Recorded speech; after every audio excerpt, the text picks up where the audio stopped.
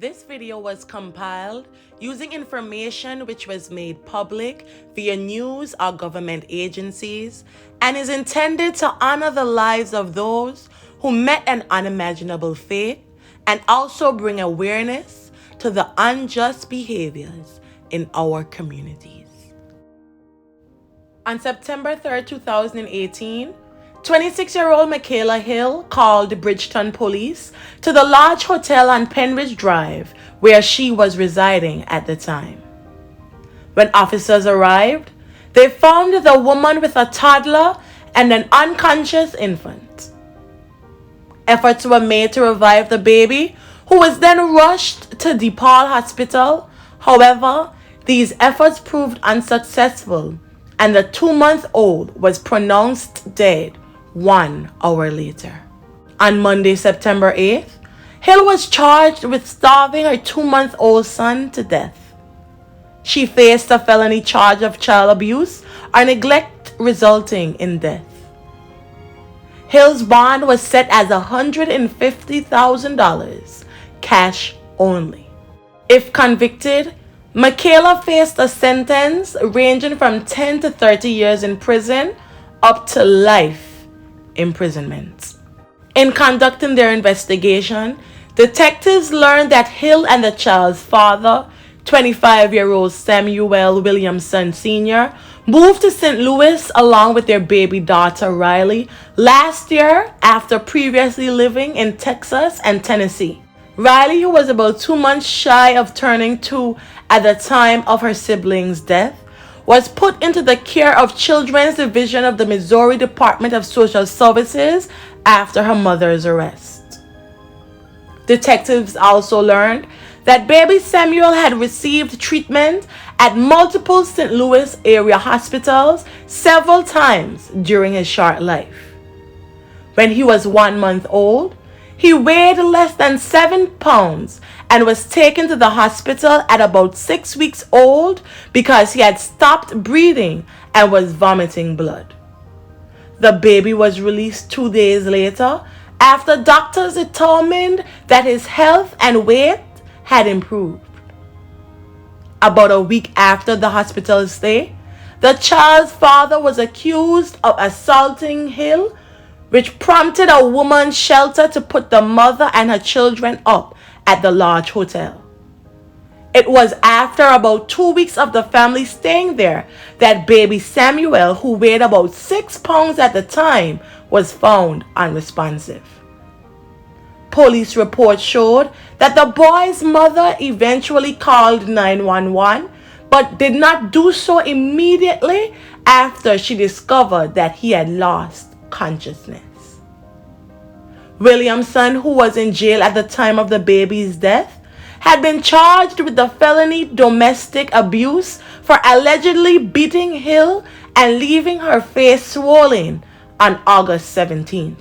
As media attention surrounding the child's death grew, Samuel Sr.'s mother came forward to flat out deny the allegations made against him. Hill's loved ones stated that she was cut off from her family in Tennessee and was completely isolated. Felicia Gladney, who is the great aunt of the child's father, said that Makayla was not a monster. On September 14th, the baby's father called a news conference to criticize the police, who he said had wrongly arrested the child's mother for neglect. Williamson, who was accused of domestic violence against Hill, denied assaulting the woman and said he was trying to keep her from running into traffic. He also said that Makayla was not a killer and that police hadn't considered the fact that she was suffering from postpartum depression and was suicidal. The child's father refused to take questions after reading a statement and did not comment on the domestic assault charges he faced at that time during said press release. He said that he and Hill were still a couple and would fight the charges against them.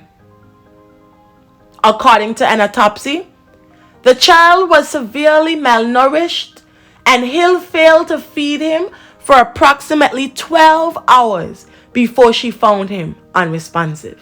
On March 8, 2021, Makayla Hill pleaded guilty to child endangerment in the 2018 starvation death of her 2-month-old son, Samuel Williamson Jr.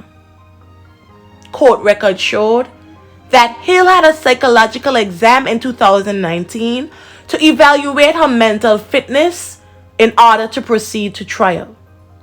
The results of those exams were apparently not available at the time of the hearing. However, from a St. Louis County jail, Hill told the judge that she had previously been diagnosed with postpartum depression. The woman's lawyer, Josh Lawn, told the court that the boy died during a very tumultuous time in Hill's life. The lawyer further explained that the woman had a toddler and sick infant and was dealing with her boyfriend's arrest in addition to abruptly losing her housing.